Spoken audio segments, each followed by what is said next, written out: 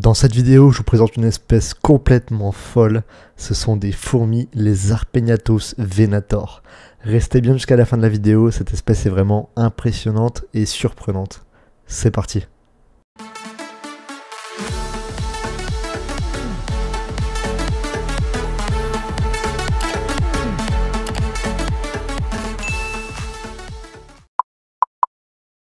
Like, partage, abonne-toi.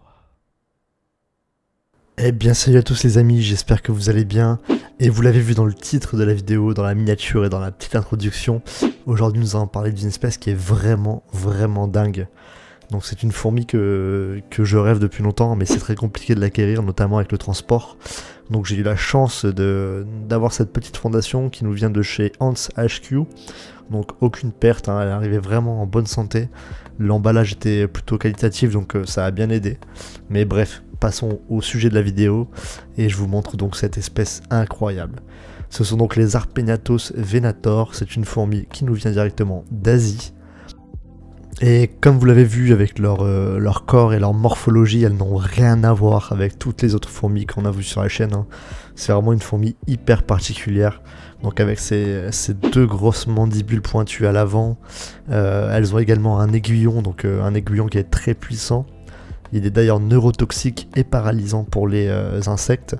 Donc si elle pique une blatte, un grillon ou une mouche, donc cet insecte va être paralysé quasiment instantanément, hein. Donc elles ont également une vue incroyable. C'est une fourmi c'est l'une des fourmis d'ailleurs qui a une des meilleures vues, hein.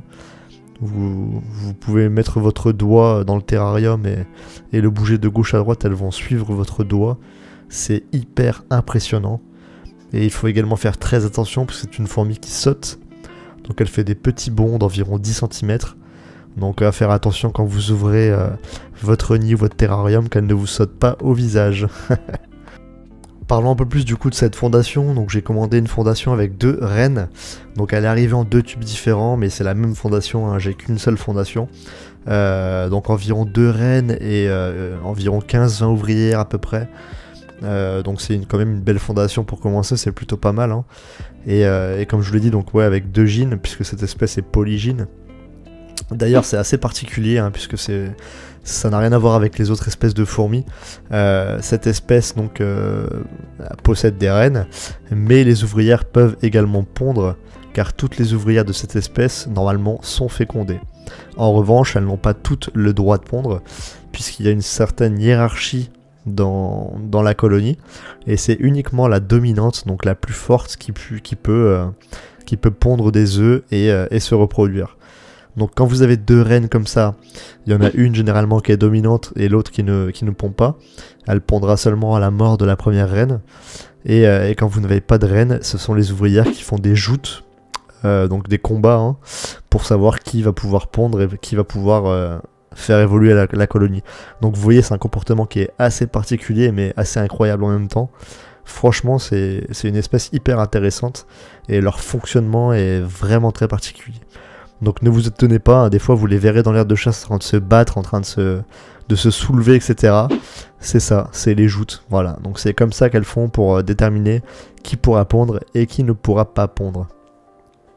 Bon, vous l'avez vu en image, hein, malheureusement j'ai une ouvrière qui a perdu ses mandibules pendant le transport, donc elle va décéder, hein, quelques jours plus tard après la réception. Je ne sais pas comment ça s'est passé, mais en tout cas c'est assez particulier à voir, je n'avais jamais vu ça. Donc ouais, assez particulier. Et puis évidemment on va pas les laisser en tube, hein, je leur ai fait un petit terrarium. Donc un petit terra avec plusieurs substrats différents, avec une couche d'absorbant, etc. D'ailleurs si vous voulez voir la conception complète de A à Z du terrarium, n'hésitez pas à me mettre un message en commentaire avec écrit « On veut voir le terrarium » et je vous ferai une vidéo complète de A à Z pour vous montrer comment j'ai fait ce terrarium. Voilà, j'espère que vous avez kiffé la vidéo, n'hésitez pas, gros like, abonnement, ça fait toujours plaisir. Et puis moi je vous dis à la prochaine, on se retrouve très vite. Bye bye.